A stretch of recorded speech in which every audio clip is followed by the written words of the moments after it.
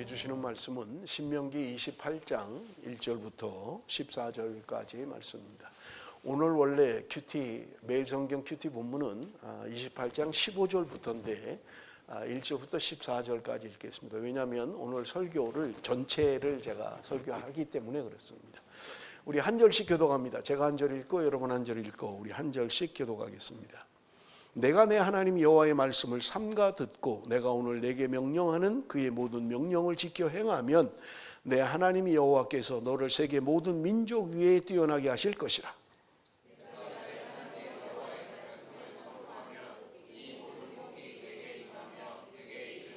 성읍에서도 복을 받고 들에서도 복을 받을 것이며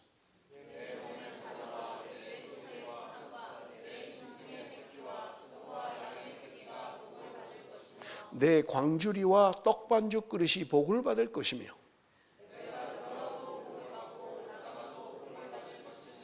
여호와께서 너를 대적하기 위해 일어난 적군들을 내 앞에서 패하게 하시리라. 그들이 한 길로 너를 치러 들어왔으나 내 앞에서 7길로 도망하리라.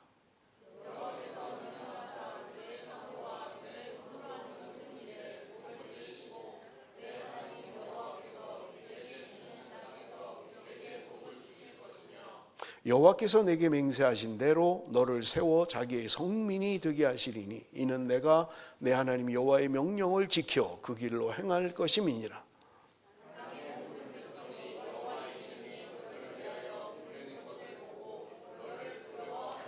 여호와께서 내게 주리라고 내 조상들에게 맹세하신 땅에서 내게 복을 주사 내 몸의 소생과 가축의 새끼와 토지의 소산을 많게 하시며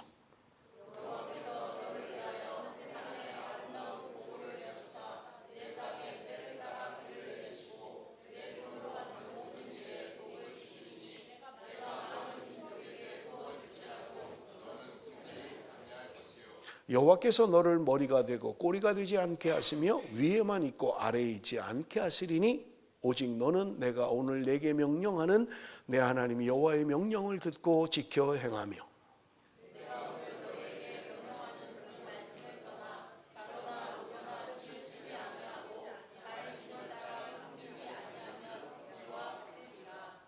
아멘.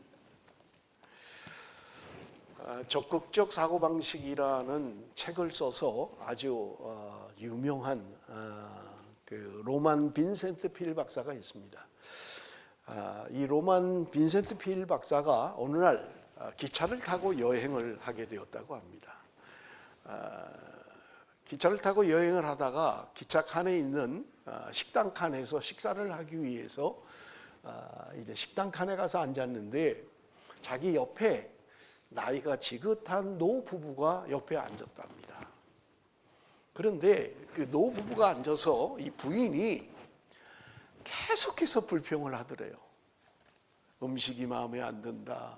뭐 고기가 덜 익은 것 같다. 뭐 계속 결국은 날씨도 왜 이렇게 안 좋냐. 결국은 오늘 우리 여행을 잘못 온 것 같다. 이렇게 이야기를 하더래요.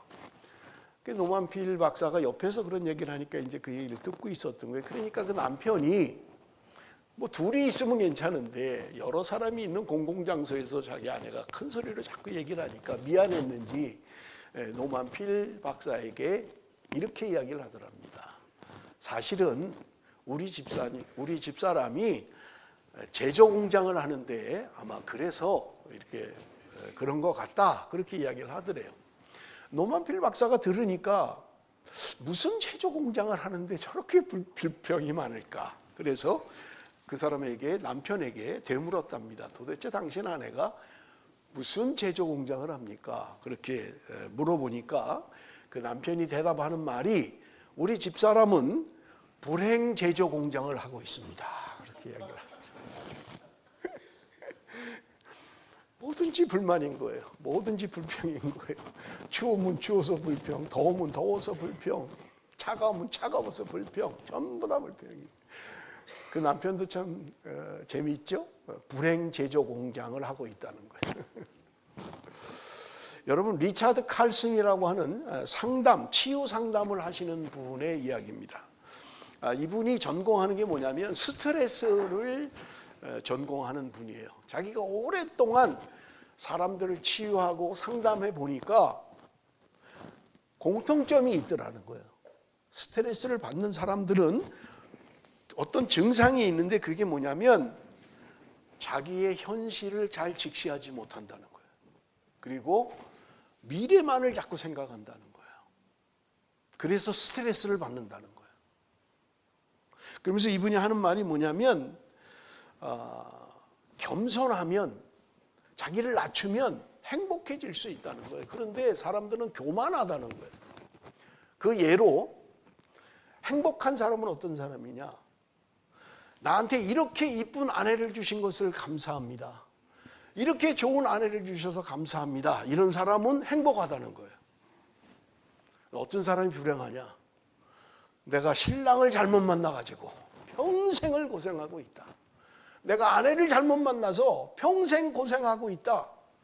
이렇게 얘기하는 사람은 인생이 불행하다는 거예요. 자기를 낮추는 사람, 겸손한 사람, 그 사람은 행복하다는 거예요. 그런데 교만한 사람, 뭘 해도 불만족스러운 거예요. 살만한데 더 많이 벌어야 되고, 더 많이 있어야 되고, 더 좋은 곳 있어야 되고, 자꾸 미래, 이루지 못할 미래만을 바라보고 사는 사람은 불행한 삶을 살 수밖에 없다는 거예요.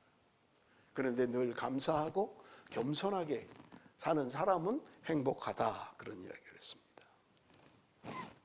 여러분, 러셀이라고 하는 행복론에 대해서 책을 쓴 사람이 이야기를 합니다. 자신의 존재를 겸손하게 판단하는 것이 행복의 비결이라는 거예요.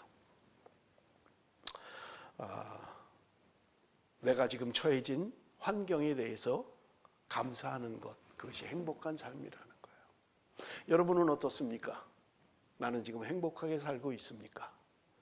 가진 것은 없지만 건강한 것, 부족하긴 하지만 아이들이 잘 크고 있는 것 감사하고 있습니까? 아니면 뭔가 좀 더 그러고 있지는 않습니까? 더 잘해야 돼, 더 많이 모아야 돼, 더 많이 가져야 돼. 그래서 스스로 스트레스를 받고 스스로 불행한 삶을 살고 있다고 생각하고 있지는 않느냐는 것입니다. 여러분, 성도들이 신명기 28장을 굉장히 좋아합니다. 왜냐하면 복에 대해서 이야기하고 있기 때문에 그래요. 그런데 신명기에는 오늘 읽은 28장에만 복에 대한 이야기를 한 것이 아닙니다. 신명기 11장 26절에서 28절 우리 한번 같이 읽어봅니다. 다 같이 읽습니다. 시작.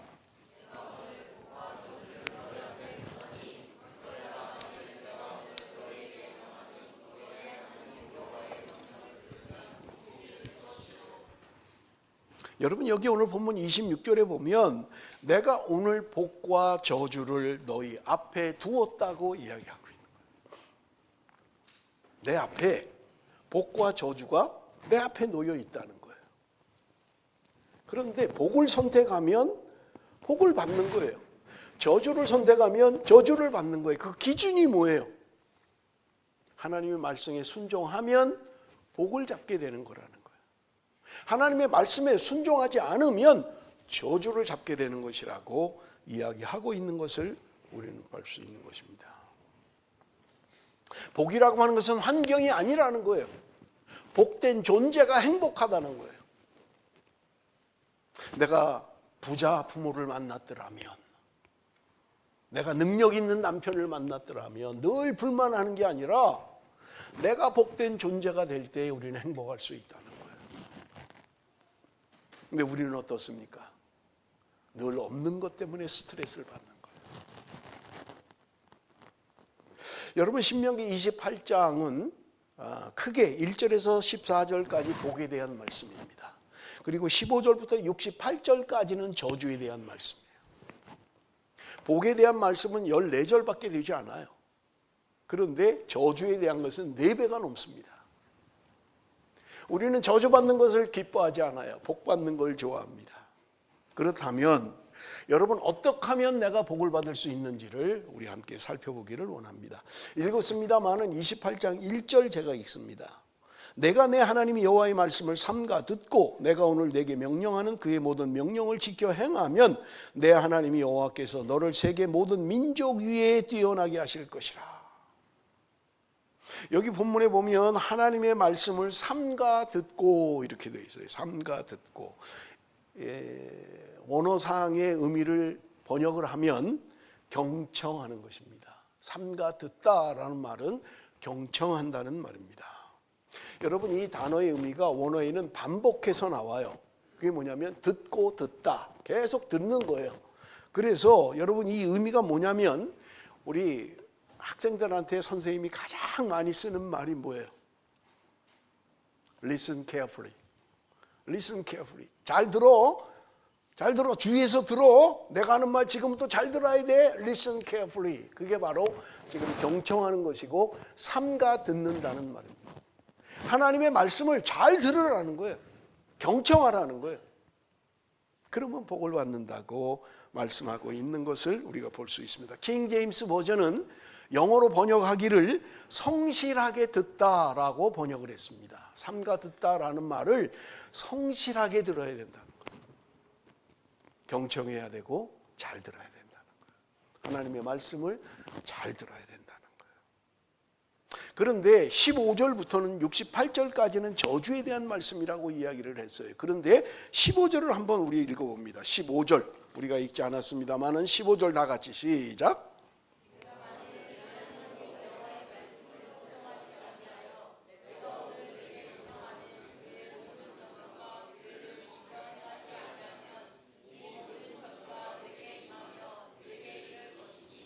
자, 우리가 읽었던 말씀 28장 1절과 15절은 순종에 대한 말씀이고 저주에 대한 말씀이에요.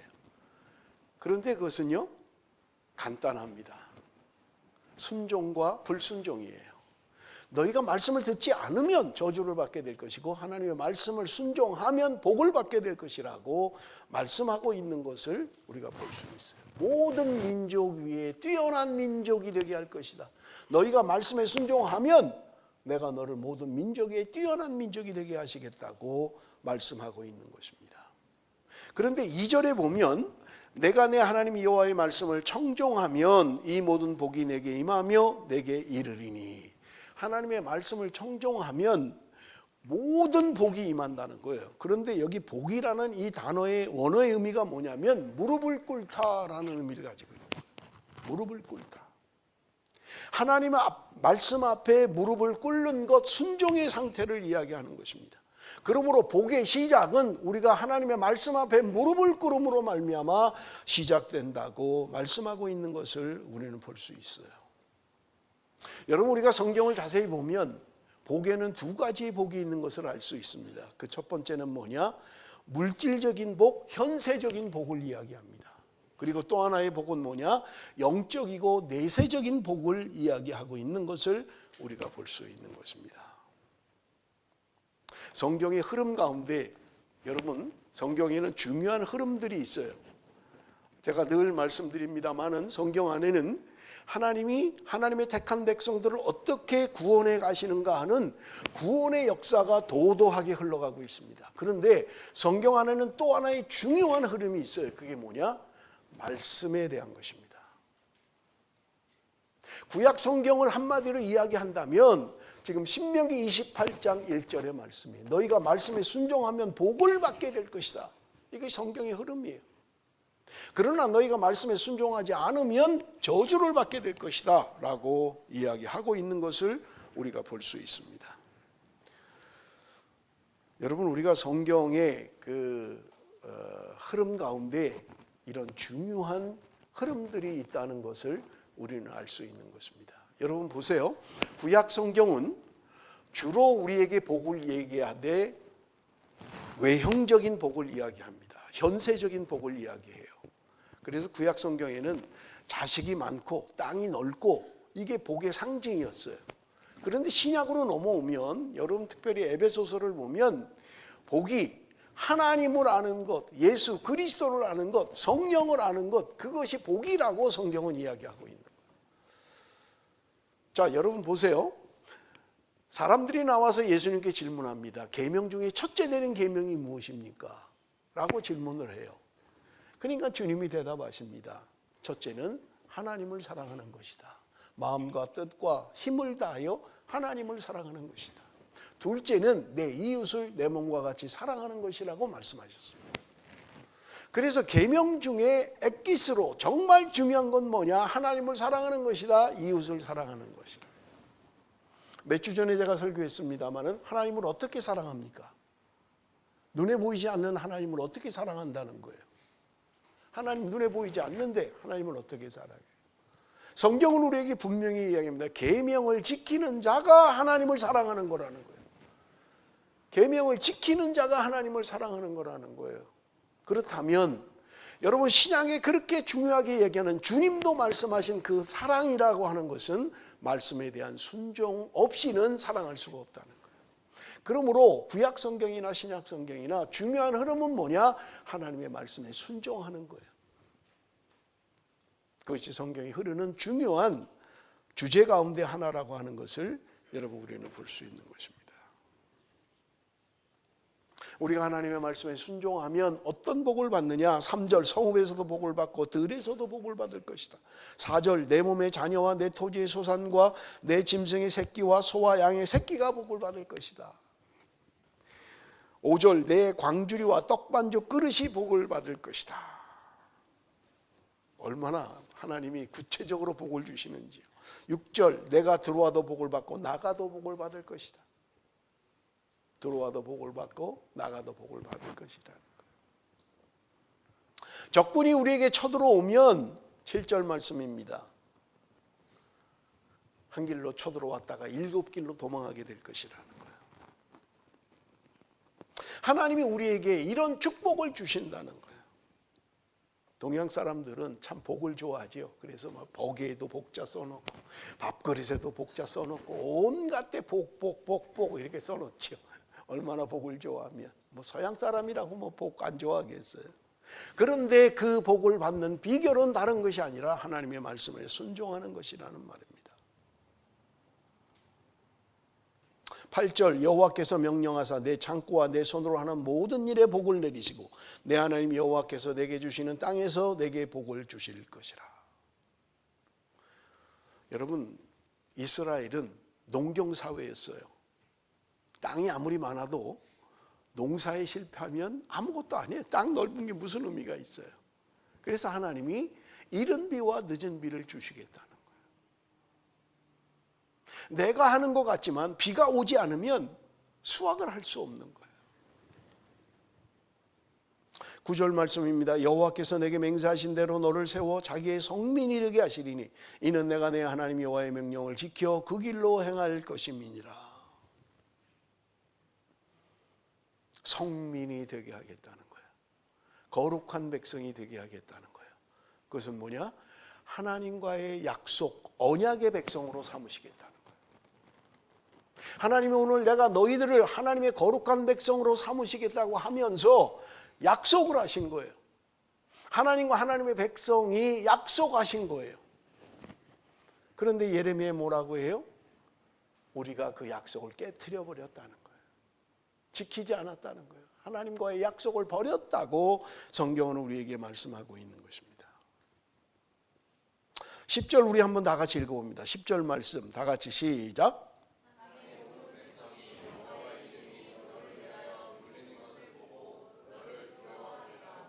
여러분, 이 10절 말씀을 제가 설교를 준비하면서 그냥 읽으면 해석하기가 어렵겠다 하는 생각을 했어요. 땅의 모든 백성이 여호와의 이름이 너를 위하여 불리는 것을 보고 너를 두려워할 것이다. 그래서 제가 성경을 찾아봤어요. 영어 성경도 찾아보고 한글 성경도 찾아봤는데 쉬운 성경이 가장 이해하기 쉽게 번역을 해놨어요. 쉬운 성경 우리 한번 봅니다. 10절 그러면 여러분이 하나님의 백성이라고 불리는 것만으로도 땅 위의 모든 사람이 여러분을 두려워하게 될 것이요. 우리가 하나님의 백성이라고 불리는 것만 해도 백성들이, 다른 사람들이 두려워하게 된다는 거예요.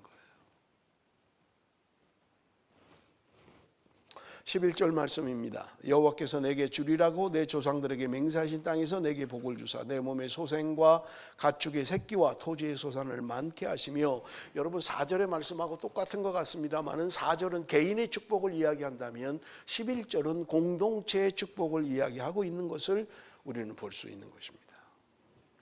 하나님이 우리가 속해 있는 공동체에 복을 주시겠다고 약속하고 있는 것입니다. 12절 우리 한번 같이 읽어봅니다. 다 같이 시작.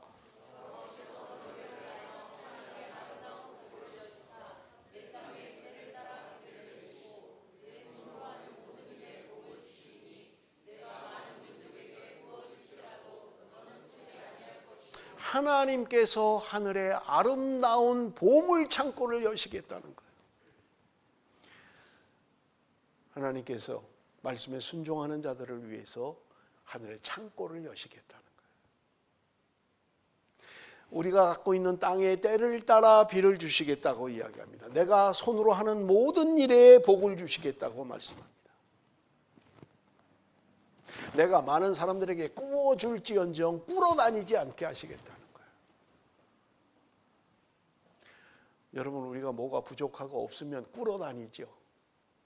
뭐 내야 될 돈이 준비가 안 되면 꿇어다니죠. 그런데 성경은 약속하는 거예요. 내가 다른 사람에게 꾸어줄지언정 내가 꿇어다니지 않겠다고 약속하고 있는 것입니다. 누구에게요? 하나님의 말씀에 순종하는 자에게 하나님이 그렇게 하시겠노라고 말씀하고 있는 것을 우리가 볼 수 있습니다.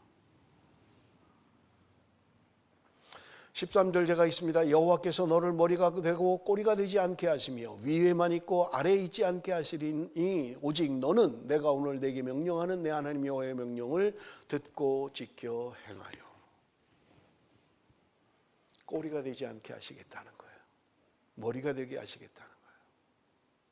그러면서 여러분 14절에 말씀합니다. 내가 오늘 너희에게 명령하는 그 말씀을 떠나 좌로나 우로나 치우치지 아니하고 다른 신을 따라 섬기지 아니하면 이와 같으리라. 말씀을 떠나서 좌로나 우로나 치우치지 말라는 거예요. 다른 신을 따라 섬기지 말라고 성경은 우리에게 말씀합니다. 푯대를 향하여 좌로나 우로나 치우치지 않고 푯대를 향하여 가는 경주를 이야기합니다. 여러분 종종 올림픽 할 때 보면 양궁이 있잖아요. 양궁이 우리 한국이 메달 많이 따는 종목 가운데 하나잖아요. 양궁 활을 쏘는 거죠. 다른 거는 제가 잘 모르지만 양궁은 이게 확실하잖아요. 손을 딱 놓는 순간 딱 정가운데 맞으면 10점 정확하게 하는 거예요. 그런데 여러분, 죄라는 단어는 그 관역, 목표에서 벗어났다는 의미를 가지고 있어요. 목표에서 내가 목표로 하는 전부 다 양궁 선수들은 10점을 향해서 쏘잖아요. 그 목표를 향해서 쏘는데 그게 빗나가 버리고 말았다 하는 게 죄라는 말입니다. 발을 헛디뎠다, 길을 잃고 헤맨다 라고 하는 게 죄라는 단어입니다. 나는 똑바로 쏜다고 쏘는데 관역이 안 맞는 거예요. 삐뚤어 나가 버리는 거예요. 내가 똑바로 걷는다고 하는데 발을 헛디디는 거예요. 이것이 죄다라고 하는 단어의 의미입니다. 사랑하는 성도 여러분, 나는 내가 관역을 쏘기 원하는데 죄로 인해서 자꾸 빗나가고 있지는 않습니까? 나는 똑바로 걷고 싶은데 죄로 인해서 삐뚤빼뚤 헛발을 디디고 넘어지고 있지는 않느냐 하는 것입니다.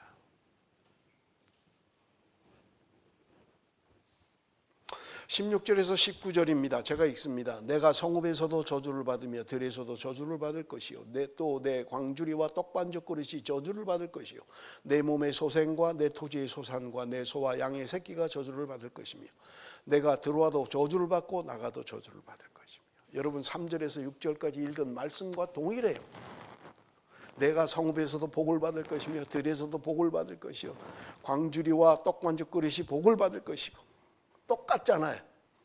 그런데 앞에 말씀은 복이라는 단어가 들어가 있는 반면에 여기는 저주라는 단어가 들어가 있어요. 복과 저주를 가늠하는 그것은요 내 앞에 놓여 있다는 거예요. 하나님께서 우리 앞에 복과 저주를 놔뒀다는 거예요. 그 앞에 내가 말씀에 순종함으로 말미암아 내가 그 복을 붙잡을 수 있다는 거예요. 말씀을 맺겠습니다.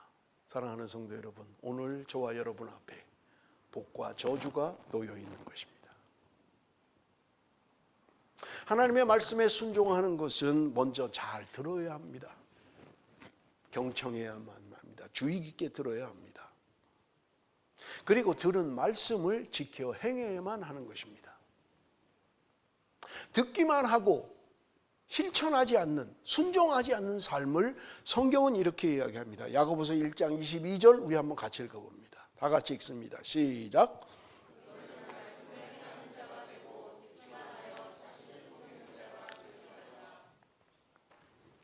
말씀을 듣고 행하지 않으면 속이는 자라는 거예요. 자신을 속이는 자라는 거예요. 우리는 말씀을 듣고 행해야 된다는 거예요. 여러분, 우리가 말씀을 얼마나 많이 듣습니까? 최소한 일주일에 한 번은 듣잖아요. 주일 예배 때마다 말씀을 듣잖아요. 그런데 듣기는 하는데 삶을 살지 않으면 자기 자신을 속이는 거라는 거예요. 오늘 우리의 문제고 저와 여러분의 문제입니다. 말씀을 몰라서 그렇게 행하는 게 아니에요. 말씀을 몰라서 그릇된 길로 가는 게 아니에요. 말씀을 알지만 말씀에 순종하지 않는 것입니다. 왜 우리에게 경건의 모양은 있는데 경건의 능력이 나타나지 않습니까? 듣기만 해서 그렇습니다.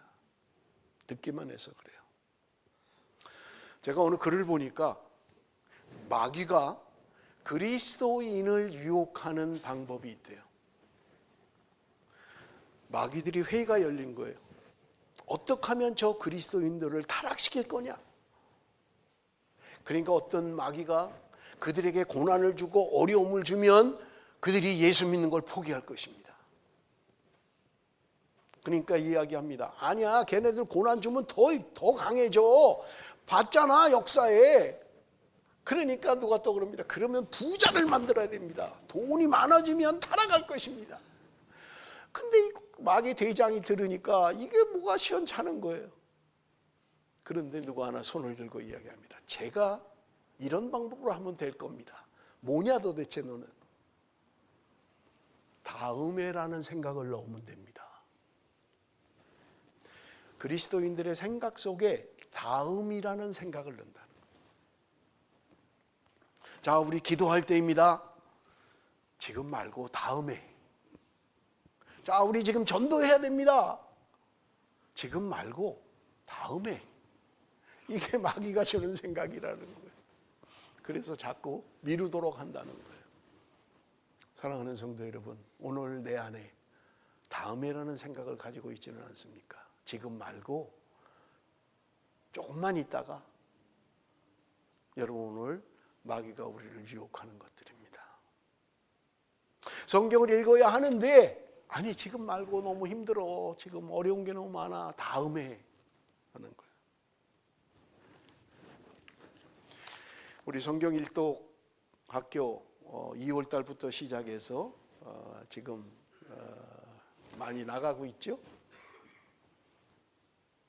자꾸 느려져요. 자꾸 느려져요. 저도 한 번씩 놓칠 때가 있어요. 그래서 다음 날 올릴 때도 있습니다만은 자꾸 늦어져요. 그래서 어떤 사람은 한꺼번에 막 5개씩 묵상은 전혀 없고 내용은 아무것도 없고 읽었습니다만 올려요. 하루에 많아야 5장이에요. 많아요. 제가 보니까 많을 때 5장이에요. 어느 때 4장. 성경 읽어야 합니다. 다음에 하지 마세요. 자꾸. 내가 다음에 하지. 내가 지금 바쁜데 다음에 하지. 하나님이 기뻐하는 생각이 아닙니다. 사랑하는 성도 여러분, 하나님께서는 오늘 저와 여러분들에게 말씀에 순종해라. 내가 너희들에게 나가도 복을 받고 들어와도 복을 받는 그 축복을 내가 너에게 줄 것이다. 아름다운 하늘의 창고를 너에게 열어줄 것이다. 하나님은 약속하고 있는 것입니다. 이 축복을 모두 받는 저와 여러분이 되시기를 바랍니다. 기도하겠습니다. 살아계신 아버지 하나님, 많은 말씀을 들었습니다마는 순종하지 않았습니다. 알고는 있고 원함은 있는데 행함이 없었습니다. 아버지 하나님, 표적을 향하여, 표대를 향하여 빗나가지 않게 하여 주옵소서. 내 발이 헛디디지 않도록 은혜를 베풀어 주옵소서. 내 인생의 길을 잃어버리지 않도록 주님 은혜를 베풀어 주옵소서. 아버지 하나님, 원하옵기는 주의 백성들이 하나님의 아름다운 창고가 열려지는, 보물 창고가 열려지는 은혜가 있게 하여 주옵소서. 예수님의 이름으로 기도드리옵나이다. 아멘.